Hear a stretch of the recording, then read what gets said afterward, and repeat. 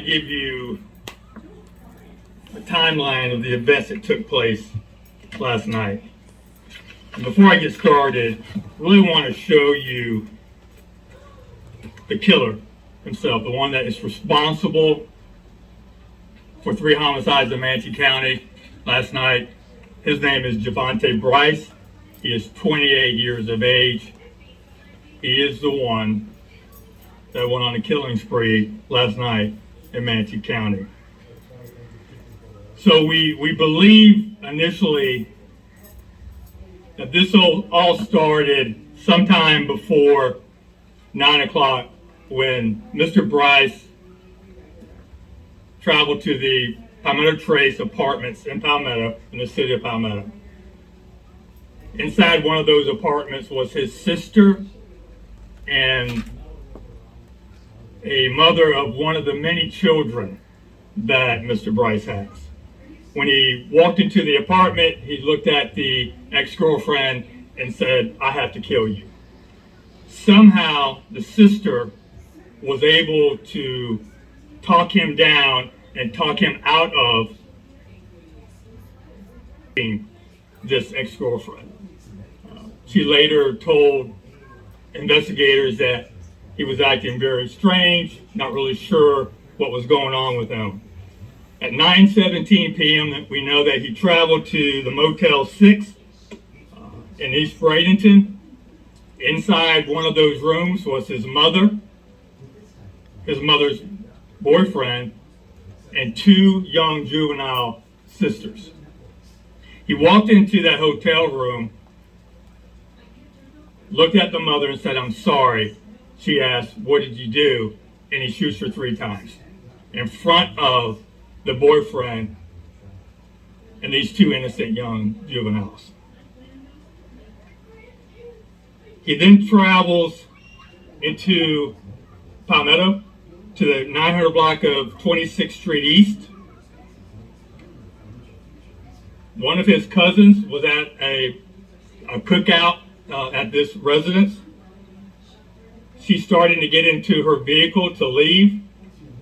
He then shoots her at that location. She later dies about an hour after this shooting at a local hospital. We then have him traveling into the city of Bradenton over the Green Bridge. And at roughly 10:04 p.m., he travels to a location in the city of Bradenton, the 4800 block of 51st Street East. This is a residence where another ex-girlfriend lives and her now new partner. He does not shoot or kill the girlfriend, but he shoots and kills the new partner. So at this point, we now have 3 homicide scenes and also an ag assault scene at Palmetto Trace. Investigators are constantly getting information. We know right away that the suspect is Javante Bryce. The family has been very cooperative. They tell us exactly what's going on. We find out that he possibly has another ex-girlfriend in the state of Georgia and that he is now traveling to that state to kill her. We put out a statewide bolo. Luckily, sheriff deputies with the Hamilton County Sheriff's Office spots the vehicle that Mr. Bryce is driving. They stop him. He immediately gets out of the car and starts firing upon them. They return fire, shooting and killing him there in Hamilton County. And that's where everything ends.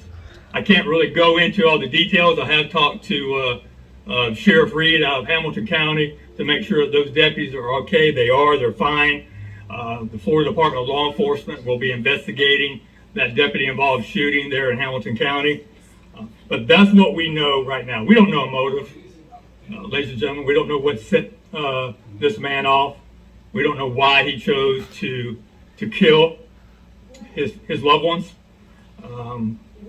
We may never know, but we're going to continue to investigate. It's a very fluid and active investigation, and we're trying to get all the answers to the questions that we all have. So that's where we're at right now. and I'll take any questions that you may have. Sheriff, you spoke with some witnesses at the motel. They said that it took, they estimated 20, 30 minutes for officials and police and EMTs to get there. Do you have an estimate of how long it actually took and why that was, if it did take so long? No, I don't believe that's correct. We'll give you the arrival time of all the personnel involved. The deputies were dispatched, and I don't know exactly when we got the call, about 9:17, but we'll get those times to you. Sheriff, what do you thought about his past state? Just going through some court records, it looks like he had some running with some mental health and even some injunctions just out of stuff. Yeah, I mean, I know that just based upon what we can read into now, he had some BOP warrants. He had a burglary with an assault. He had a domestic violence case with strangulation. As far as his mental state of being, I'm not really sure what kind of issues he may have dealt with in the past. We'll still be investigating all of that. Can we talk about the last few days? Maybe what have you learned about where his whereabouts, what he's been doing just in the last few days? Yeah, we haven't really had time to find all that information out. Understand that really the people that are close to him that can give us that information are devastated right now.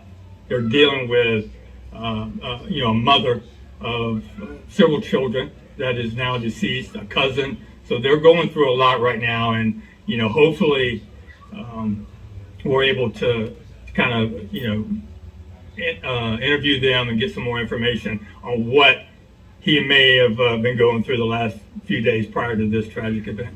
Sure. You said the sister was able to talk him out of shooting the mother of his child at the first location.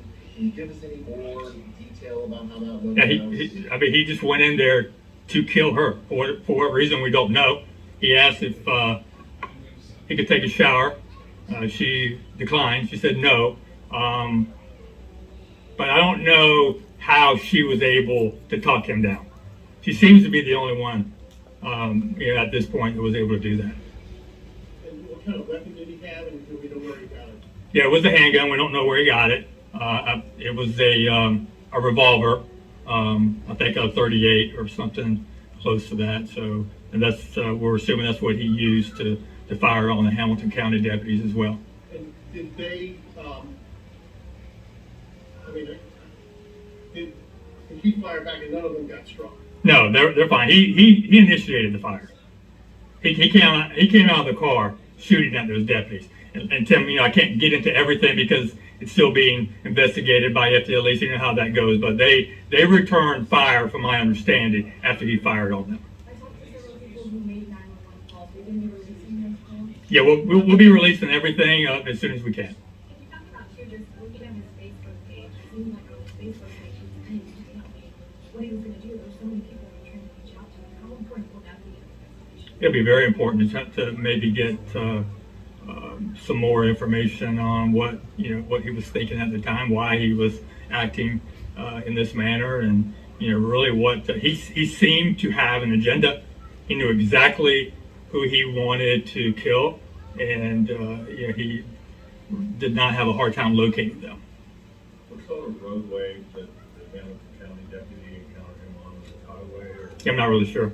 Not really sure.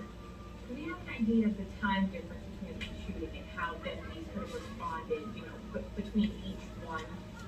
Well, I can tell you that the first call in relation to the homicide at the Motel 6 came in at 9:17, right? So that's East Manatee County. That's by the interstate.